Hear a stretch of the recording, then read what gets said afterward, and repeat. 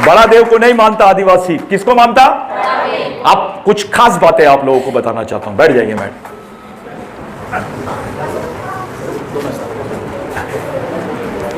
छोटी सी बात है, मैं ये बात इसलिए बोल रहा हूं, ये देखो ये उड़ीसा से है, कोई झारखंड का होगा, कोई आसाम का होगा, आप अपनी संस्कृति को टटोलो, सिंगा बोंगा बोलते हैं अपन, समझ रहे हो? सिंगा बोंगा यानी क्या? पेरसा पेन, पेन यानी भगवान नहीं होता है, देव भी नहीं होता है। इसका मतलब देव भी नहीं है और भगवान भी नहीं है। सतीश पेन्नाम ने बताया ऑक्सफोर्ड यूनिवर्सिटी में कि पेन का विश्व में कोई समानार्थी शब्द नहीं है। आदिवासियों की सब भाषा बदल गई। First language of the earth, Munda भी पेन बोलता है। दुनिया का कोई भी आदिवासी रहे उसके लिए शब्द बहुत महत्व रखता है। ये इंग्लिश में इसको क्या बोलते हैं?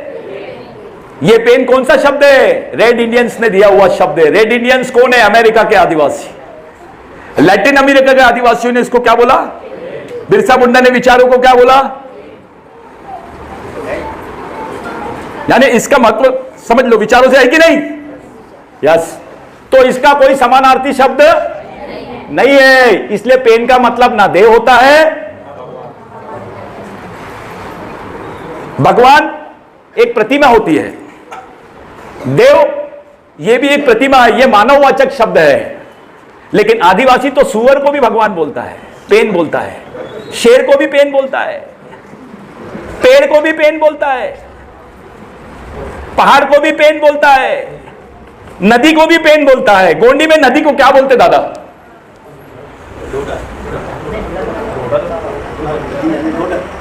डोडा नाला को बोलते दादा।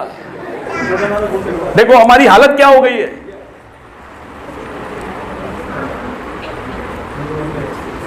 क्या बोलते हैं?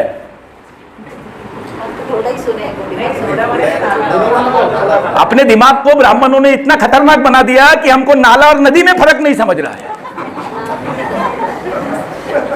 बाबा साहब की मां का नाम भीमाई, जो भीमाल पहने, बाबा साहब के सब भाई मर गए थे, उसकी मां यहां पर थी पेज के प्रेमाइसेस में। यहां से पेज का जो प्रेमाइसेस था, इसको बोलते थे सीपी एंड बरार कॉरिडोर। इस सीपी एंड बरार कॉरिडोर का दलित ओबीसी ये जो था, ये कुंवारा भीषण को अपना आराध्य मानता था। इसलिए बाबा साहब ने अपनी मां का नाम, यानी अपने बेटे का नाम अपने नाम पे रखी, उसका नाम भीम रखी।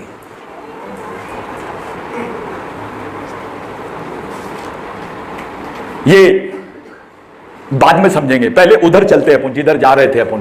पेन का कोई समानार्थी शब्द है क्या? देव ये मानववाचक है कि नहीं? देखो ब्राह्मणों, बैठिए, ब्राह्मणों ने सूर्य को भी कपड़े उपड़े पहना दिए, सूर्य देव। और विष्णु को तो बिल्कुल इतने गजब के कपड़े पहनाए कि पूरा सोने के आभूषण वगैरह दिखे उसको। राम को भी उन्होंने बिल्कुल पहना दिए, ऐसा पूरा अच्छे वाले कपड़े पहनाए। लेकिन जो हालत महादेव की करे, ऐसी किसी भगवान की हालत की है क्या? उसको मसान घाट की विभूति लाए, जितने आदिवासी लोगों को मारा गया था उसकी विभूति लाके उसको लगा दिए, उसको कपड़े पहनने नहीं दिए, उसके गले में नाग डाल दिए और उसको खड़ा कर दिए अमरनाथ के बर्फीले प्रदेश में। इनके भगवान के पास पैसा, ब्रह्मा जी के पास पूरा खाता, विष्णु के पास पूरा पैसा, लेकिन शिव के पास कुछ नहीं। जो शिव को हम लोग क्या बोलते थे? आदिवासी लोग क्या बोलते थे? माधव। लेकिन इसी को ओबीसी लोग क्या बोलते थे? दलित ओबीसी इसको क्या बोलने लग गए? देवों का देव। लेकिन इसको ब्राह्मणों ने क्या बना दिया? पहले नंबर पे किसको लिया, फिर किसको लिया,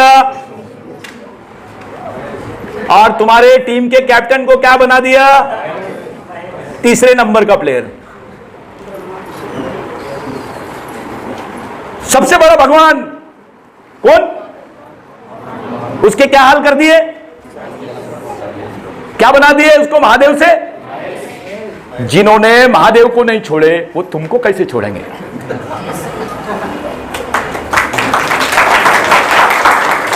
सोचो। अब ओरिजिनल बात पे आ जाते हैं।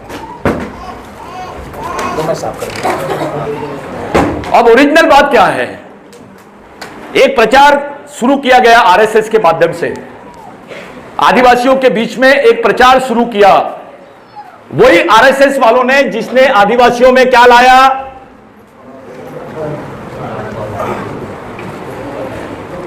इनके दिमाग में आरएसएस ने डाल दिया क्या?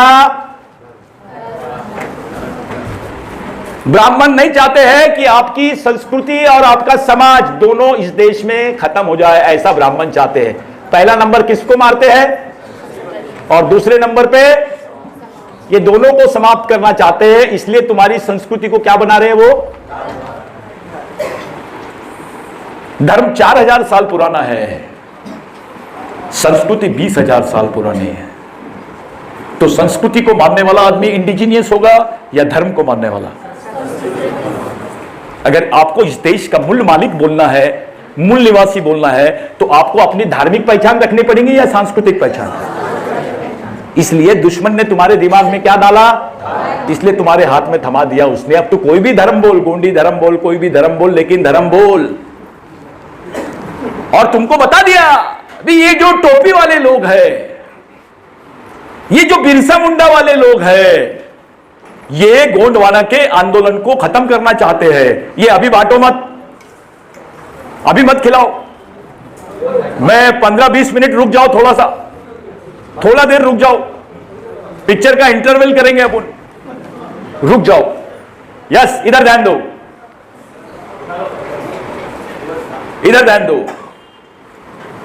इन्होंने ऐसा समझाया कि ये लोग गोंडवाना समाज के खिलाफ में है। ये जो बिरसा मुंडा वाले लोग हैं, ये धर्म के खिलाफ में बोलते हैं, गोंडों को गाली देते हैं, प्रधान को गाली देते हैं। वो तो सतीश पेंदाम बोलता है कि दुनिया में सबसे ज्यादा बेवकूफ आदिवासी गोंड और प्रधान है। और फिर प्रचार करते हैं, नेताओं को गाली देता है। अबे तेरे नेता को गाली दे रहे, तेरे को क्यों बुरा लग रहा है? तेरा नेता गद्दार होगा तो बुरा लगेगा, ईमानदार होगा तो बुरा लगेगा क्या? अब थोड़ा समझो।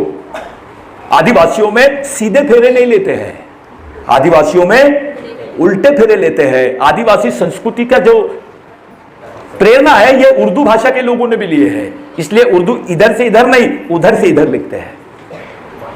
अब थोड़ा सा समझ लेते हैं बिरसा मुंडा के आंदोलन को। बिरसा मुंडा का आंदोलन काय का था?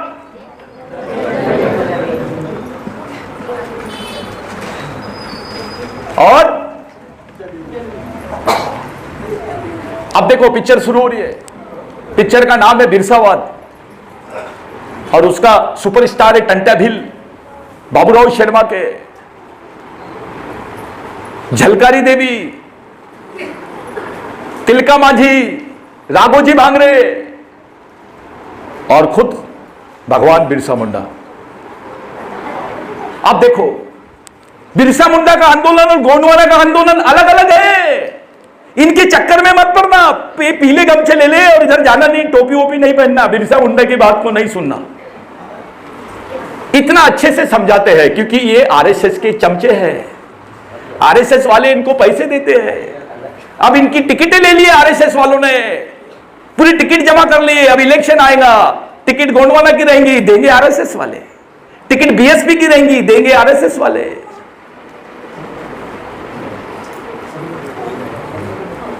थोड़ा समझने की कोशिश करो।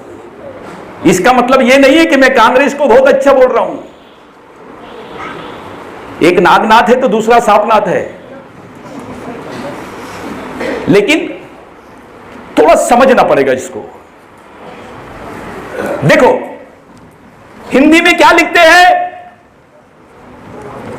क्या लिखते हैं, लेकिन आदिवासी संस्कृति किधर से जाती है? इधर से प्रवाह के विरुद्ध में जाती है। दुनिया के सभी धर्म जन्म से मृत्यु की तरफ सोचते हैं, लेकिन आदिवासी संस्कृति मृत्यु से जन्म की तरफ जाती है। वो मृत्यु को ही जन्म समझता है, क्योंकि आदिवासी मानते ही नहीं कि आदमी मरता है। इसलिए हमारे बीच में देव कारण होता है, बकरे काटते हैं, कोई सूअर काटता है। दुनिया के किसी संस्कृति में नहीं मिलता है देव कारण, आदिवासियों में मिलता है। थोड़ी और अच्छे से बात करेंगे। अगर इसको उल्टा लिख दिए तो ये कैसे लिखेंगे आप इसको?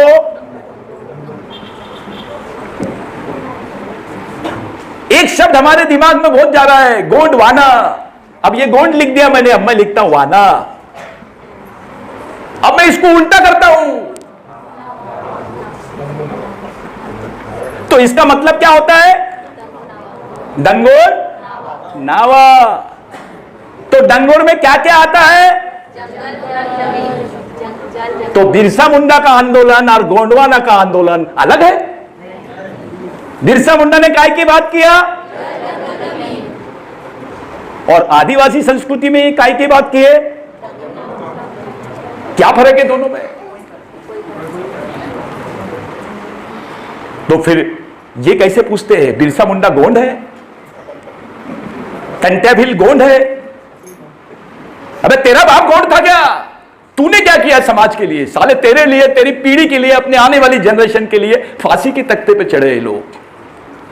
तुम्हारे बच्चे को बोलो तेरे बदली सजा लेता है क्या फांसी की?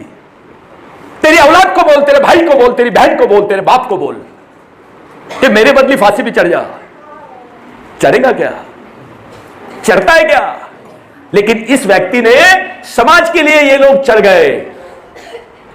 इनके दिमाग में जात नहीं थी, इन्होंने काय के बारे में सोचा?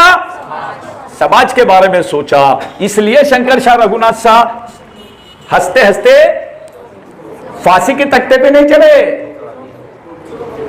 काय पे चढ़े? तोप पर।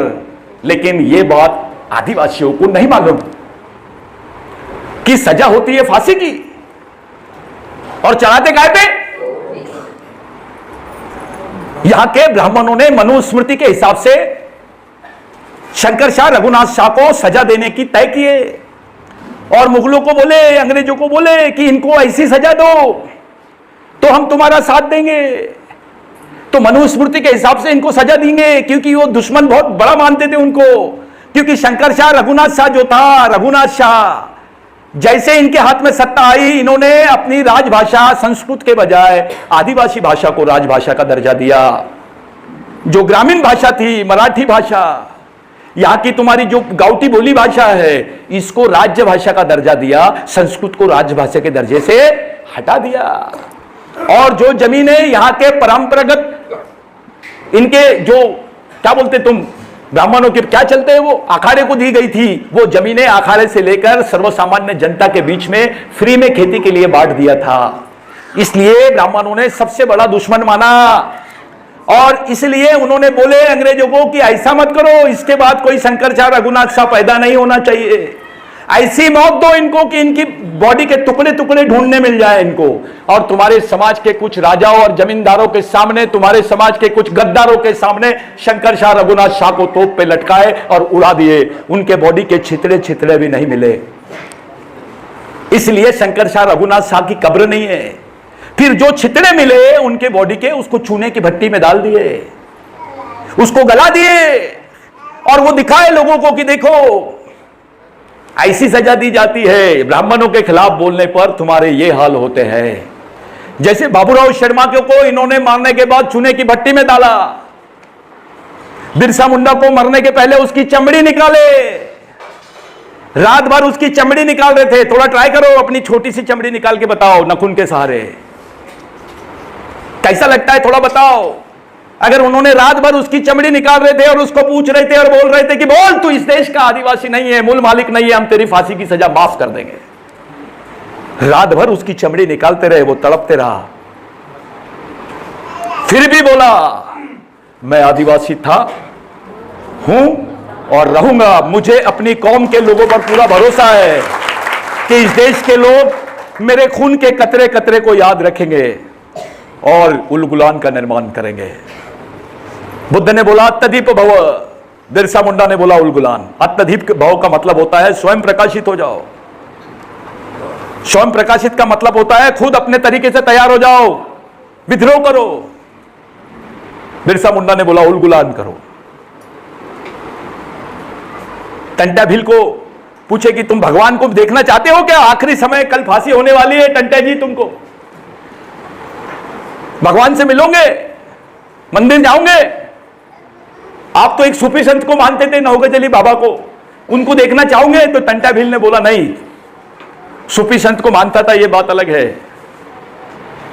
लेकिन मैं जिसको भगवान मानता था मैं उनको देखना चाहता हूं। तो उसको क्या किया उन्होंने? उसकी मां और बहन को लाके उसके रिश्तेदारों को खड़ा कर दिए। टंटा भील 24 साल तक के आंदोलन करते रहा। 28 साल के बाद में अपनी बहन को देखा, जिसकी उम्र थी 6 साल, उसको 28 साल की उम्र में देखा। यानी 34 साल की बहन सामने खड़े रहने के बाद भी टंटा भील उसको पहचाना नहीं, उसको पहचान नहीं पाया। टंटा भील ने अपनी सगी बहन को नहीं पहचाना, अपने भाइयों को नहीं पहचाना। फिर अंग्रेजों ने बोला ये these are your relatives, are you want to meet them, are you ready to meet them? तो उसने बोला no, I want to see my gods, मैं अपने भगवानों को देखना चाहता हूं। तो उसको पूछे तुम किसको भगवान मानते हैं? तो टंटा भील ने बोला मैं मेरे समाज को भगवान मानता हूं। मेरे को आखिरी, जिनके लिए मैंने जिंदा रहा, जिनके लिए मैं मर रहा हूं, उनको आखिरी बार देखना चाहता हूं। तो जेल के बाहर जो दीवार थी, ऐसी सीढ़ी पकड़े और टंटा भील को खड़ा किए। तो टंटा भील ने बोला मैं खड़ा रहूंगा तो मेरे हाथ में बंदूक दो, भले गोली निकाल लो, लेकिन मेरे हाथ में बंदूक दो, मैं बंदूक के साथ ही अपने समाज को देखना चाहता हूं। तो टंटा भील ने बंदूक लिया और बोला है मेरे देश के मालिकों, मैं इस आंदोलन को शुरू कर रहा हूं, खत्म नहीं कर रहे हैं हम, ये मुझे खत्म कर देंगे लेकिन आंदोलन को खत्म नहीं कर सकते हैं। मैं इस आंदोलन को शुरू कर रहा हूं, आपको इसको आगे बढ़ाना है। टंटा भील आदिवासियों को, अपने भाइयों को, दलित भाइयों को, ओबीसी भाइयों को क्या बोलता था? मालिक। क्या बोलता था? मालिक। ये मालिक शब्द में कितनी बड़ी बात छुपी हुई है, थोड़ा सोचिए। एक तरफ मोदी जी सूट बूट पहन के जा रहा है 75,000 का, और दूसरी तरफ एक आदमी 2 रुपए की लंगोटी बांध के निकल रहा है, इधर कुराटी रखी है, नंगा है, और उधर से कोई आदमी आया, मोदी जी को बोला नमस्ते मोदी जी, आप तो देश के प्रधानमंत्री जी है, प्रधानमंत्री जी नमस्ते। लेकिन दूसरी तरफ जैसा लंगोटी वाला आया उसको बोला मालिक जोहार। तो फिर मोदी जी को बुरा लग गया, अरे मैं प्रधानमंत्री हूं देश का यार, तू मेरे को मालिक नहीं बोला, और ये नंगे बदन वाले को मालिक बोला। तो फिर उस आदमी ने समझाया मोदी जी आप इस देश के नागरिक है, वो इस देश का मालिक है क्योंकि वो आदिवासी है। इस देश में क्रिश्चियन होना, ब्राह्मण होना, मुस्लिम होना, कुछ भी धार्मिक होना बड़ी बात नहीं है तुम्हारे लिए। हिंदू होना बड़ी बात नहीं है, बड़ी बात है आदिवासी होना। और इसी आदिवासियत को खत्म किए बगैर इस देश में हिंदू राष्ट्र नहीं बन सकता है। इसलिए हिंदू राष्ट्र बनाने वालों का पहले नंबर का दुश्मन मुसलमान नहीं है, क्रिश्चियन नहीं है। कौन है? क्योंकि वो जानता है इस देश का क्रिश्चियन भी आदिवासी था, है, मुसलमान भी आदिवासी है, बौद्ध भी आदिवासी है। तो सबसे बड़े उनकी नजर का कांटा क्या है? आदिवासी है। इसलिए हिंदू राष्ट्र का मतलब होता है, हिंदू राष्ट्र का मतलब होता है क्या? आदिवासी मुक्त भारत। आदिवासी मुक्त भारत का मतलब होता है बिगर आदिवासियों के भारत।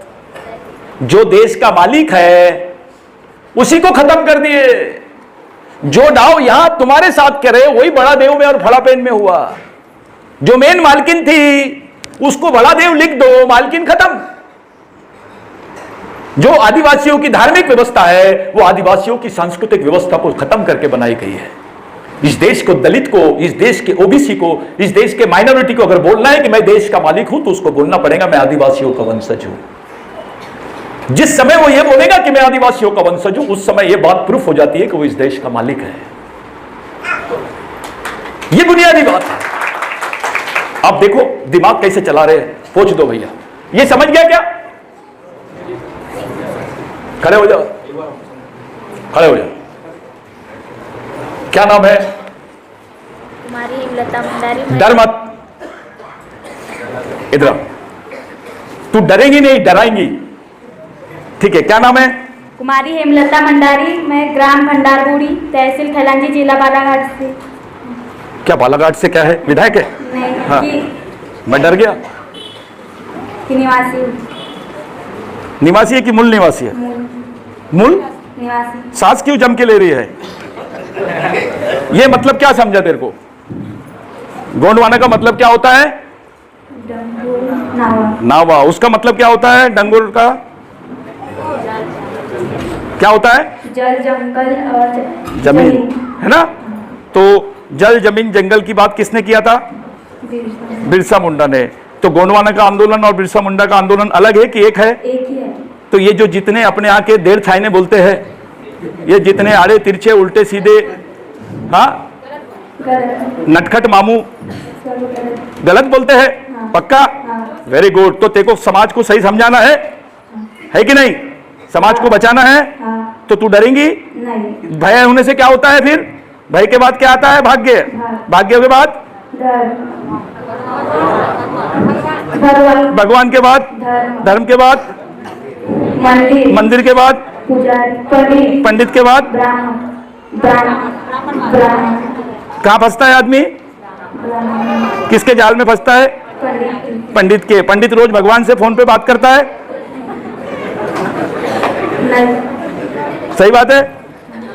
करता है कि नहीं करता है? नहीं। हाँ ठीक है, चल जा बैठ। बिरसा मुंडा ने बोला था, हाँ, कि मैं ऐसे भगवान को नहीं मानता जो ब्राह्मणों की मानता है। उम्र के 19 साल में बोला था बिरसा मुंडा ने, मैं ऐसे भगवान को नहीं मानता हूं जो ब्राह्मणों की मानता है। मैं ऐसे भगवान को ब्राह्मणों के घर का कुत्ता समझता हूं। बिरसा मुंडा ने बोला कि आदमी आर्थिक रूप से गरीब रहेगा, चलेगा, लेकिन वैचारिक रूप से गरीब नहीं रहना चाहिए। जो आदमी विचारों से गरीब रहता है वो गुलाम पैदा होता है और गुलाम ही मर जाता है। तो आपको विचारों का आंदोलन चलाना है या नहीं? तो विचार कहां से पैदा होते हैं? चिंतन कहां से आती है? जब विचार पैदा होते हैं तो वो एक चीज में बदल जाते हैं, उसको क्या बोलते हैं? जब विचारधारा से चलते चलते एक चीज बिल्कुल प्रूफ होते चले जाती है, उसको बोलते हैं।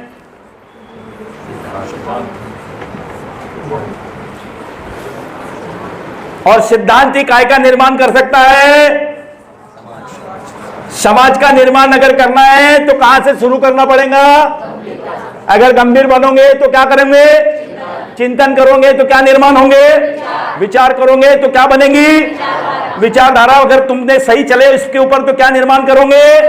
और सिद्धांत निर्माण होगा तो क्या निर्माण होगा? समाज चाहिए। समाज का निर्माण करना है तो काय का निर्माण करना पड़ेगा? उसके लिए क्या खड़ी करनी पड़ेगी? उसके लिए क्या चाहिए? उसके लिए क्या करना पड़ेगा? उसके लिए इसी को बोलते हैं मिशन।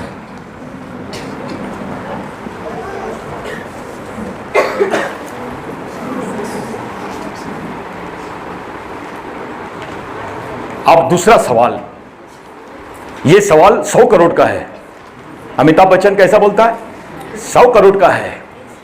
पूरे आदिवासी कौन बनेगा करोड़पति देखते हैं, लेकिन किसी आदिवासी ने नहीं पूछा अमिताभ बच्चन से कि भाई 9.5 साल से साले इस देश में तू बोल रहा है भैया, कभी गरीब आदिवासियों का भी एक सवाल पूछ लिया कर, कभी संविधान के बारे में भी एक सवाल पूछ लिया करो। 1 करोड़ का सवाल कि इस देश के गरीब, शोषित, पीड़ित आदिवासी, ओबीसी या दलितों का और यहाँ के अल्पसंख्यक अत्याचारी लोगों का, यानी अत्याचार से बेचारे जो ग्रसित लोग हैं, उनके जीवन का सबसे पहला प्रश्न कौन सा? 1 करोड़ का सवाल। यह सवाल 1 करोड़ का है, लेकिन देश की 120 करोड़ जनता का है। 120 करोड़ लोगों का सवाल कितने का? यह सही है क्या?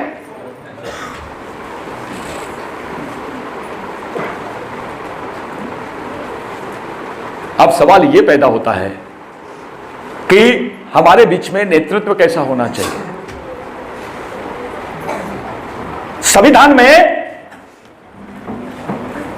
बड़ा छोटा सा सवाल, संविधान में समाज के नाम से अधिकार है कि धर्म के नाम से? खड़े हो जाओ। धर्म के नाम से अधिकार है कि समाज के नाम पर है? तो जम के बोलो। ये सरपंच है, एमएससी है, उसको भी समझ गया कि समाज के नाम पर है, फिर अपने आके आड़े तिरछे नटखट लोगों को क्यों नहीं समझ रहा है? संविधान में आरक्षण धर्म के नाम पे कि समाज के नाम पे? संविधान में संरक्षण धर्म के नाम पे है कि समाज के नाम पे? संविधान में प्रावधान धर्म के नाम पे है कि समाज के नाम पे? आपको शिक्षा का अधिकार धर्म के नाम पे है कि समाज के नाम पे? तो आपको धर्म की जरूरत है कि समाज की जरूरत है? तो धर्म का क्यों काम कर रहे हैं? समाज नाम की प्रक्रिया को जिंदा ही नहीं रखना चाहते हैं। और दुश्मन तुम्हारे दिमाग में दो ही बातें डालता है, पार्टी और धर्म। पहले नंबर में कौन सी चीज डालता है? आप देखो, अपने यहां के कम पढ़ा लिखा आदमी किसको कुछ नहीं समझता, वो भी मालूम है क्या, भगवा डाल देगा। कहां जा रहे दादा? पार्टी की मीटिंग में जा रहा हूं। फिर धीरे से पूछे, दादा कहां जा रहे? पार्टी में जा रहा हूं। और वहां कोई विचारों की बात नहीं होती। वास्तविकता में क्या होती? वो पहले नंबर पे क्या रहती, उसके नंबर पे, और तीसरे नंबर पे उसकी क्या होती है? वहां बकरे को काटते हैं तो उसका पहले टीका लगाते हैं, उसको हार पिनाते, पूजा वूजा करते हैं, और उसके बाद उसको, तो वैसी हालत हो जाती है। क्या करते? पहले कहां बुलाते, क्या देते, फिर क्या खिलाते, और उसको फिर क्या कर देते? उसकी वैचारिक मौत कर देते हैं। और अपना बंदा क्या बोलता? गमछा डाल के क्या बोलता? कहां जा रहा? मैं तो पार्टी का आदमी हूं। पार्टी क्या है समझता नहीं, लेकिन एक ही शब्द रटा हुआ रहता उसको। सुबेरे थोड़ा धीरे बोलता, दादा कहां जा रहे? पार्टी में। फिर दोपहर में जो थोड़ा सामने आता है 3 बजे के समय, क्या बोलता है? पार्टी में। और जैसी 6 बजे पूछो उसको तुम, सीधा क्या बोलता? जैसे शाम हो गई तो क्या बोलता? पार्टी में। और जैसे थोड़ा रात हुई और पार्टी से जब वापस आता, दादा कहां से आ रहे? पार्टी से आ रहा हूं। जो आवाज रात में बड़ी रहती है वो सुबेरे क्या हो जाती? तो ये दिमाग थोड़ा डालो अपने दिमाग में। आपको पार्टी से, नेता से और धर्म से, 4 चीजों का तुमने सावधान रहना चाहिए। 4 चीजों से, ये 4 चीजों से अगर तुम सावधान रह गए तो तुमको कोई कुछ नहीं कर सकता, तुम बच जाओगे। खास करके गरीब, शोषित, दलित, पीड़ित, आदिवासी, ओबीसी लोगों के बीच की बात कर रहा हूं, दलित भाइयों की बात कर रहा हूं। पहली चीज, काय से बचना है आपको? पार्टी का समझ गया ना गणित?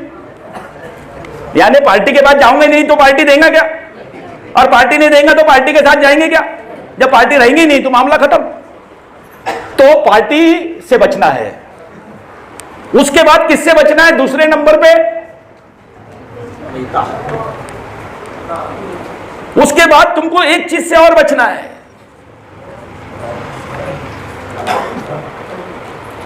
उसके बाद तुमको एक चीज से और बचना है, और उसके बाद एक चीज से और बचना है।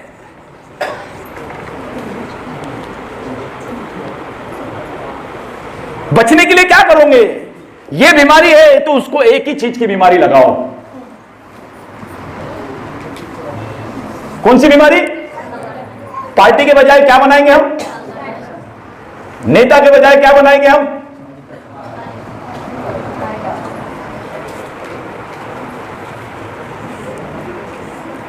धर्म के बजाय काय पे बात करेंगे हम? जाति के बजाय काय पे बात करेंगे हम? और पूंजी के बजाय काय में बात करेंगे हम?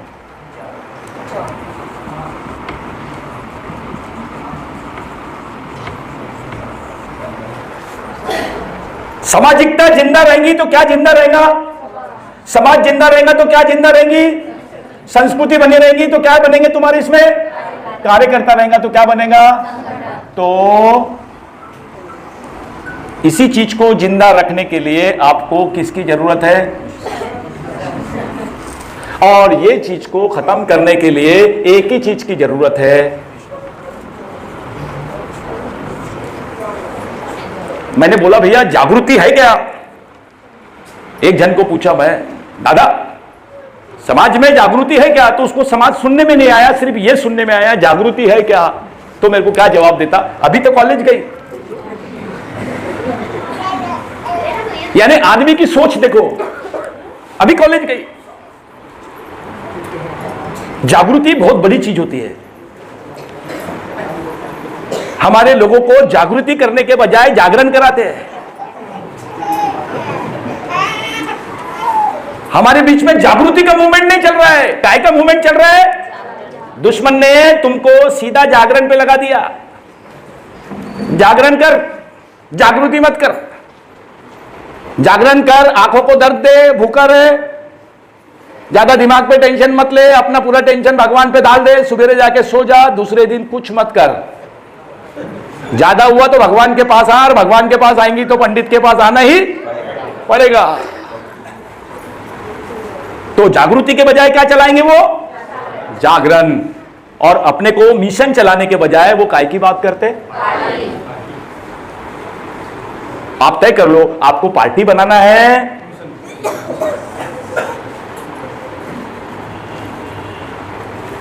तो साथियों ये रहा वातावरण, जो वर्तमान वातावरण है समाज में और देश में, उस पर चर्चा कर रहे थे हम। लेकिन बहुत गंभीर मसले पे मैं चर्चा करूंगा, जहां से शिविर शुरू होता है दलितों के लिए, ओबीसी के लिए, अल्पसंख्यकों के लिए, आदिवासियों के लिए। जो बुनियादी बात है, क्या चल रहा है देश में, तुम कहां फंसे हो, कैसे फंसे हो, तुम्हारे बाल बच्चों का जीवन कैसे अद्धर में लटका है, तुम्हारे बाल बच्चों को कैसे मारा जाएगा, तुमको कैसे मारा जा रहा है, तुम्हारे साथ क्या हो रहा है, इस पर बात करने के लिए मैं आपको 10 मिनट की छुट्टी देता हूं। जिसको भागना है अपने घर चले जाओ, लेकिन जिसको बैठना है शांति से बैठो। उठेंगे तो अब बीच में एक दूसरे से बात नहीं करेंगे, एक दूसरे से बात मत करो, जो हुआ है उसको सोचते रहो 10 मिनट। खाना मिलता है, खाना खा लो, लेकिन एक दूसरे से चर्चा मत करो। आपको समझ में आएगा, बिगर चर्चा करे फिर आके तुम शांति से बैठ जाओ, तुमको क्या महसूस होगा मेरे को बताना। अभी ईमानदारी से वो जो तुम बांट रहे थे, बांटने वाले लोग उधर ही दिख रहे हैं मेरे को। भैया खड़े हो जाओ, नीली शर्ट, ये व्यक्ति लोगों की भूख के बारे में सोच रहा था, तालियां बजाओ इसके लिए। और इनके साथ जो 3 लोग थे कि वो चले गए, है ना, बांटने वाले है ना, खाने वाले बहुत है, बांटने वाले कितने लोग हैं? तो 10 लोग बांटने वाले, 2 टीम बना लो, एक महिलाओं के लिए अलग टीम, एक पुरुषों के लिए अलग टीम, और कोई किसी से बात नहीं करेगा। 10 मिनट के अंदर में खाना हो जाना चाहिए। पानी पी के चुपचाप 10 मिनट में बैठ जाओ। मेरे पास टाइम कम है, बताने के लिए बहुत सारी चीजें हैं। आपकी इच्छा होगी तो बैठना पूरे इंटरेस्ट के साथ, नहीं होगी तो नहीं बैठना। 10 मिनट हम लोग ब्रेक लेंगे। कोई एक दूसरे से चर्चा मत करो, बड़बड़ मत करो, यहां शांति रहना चाहिए।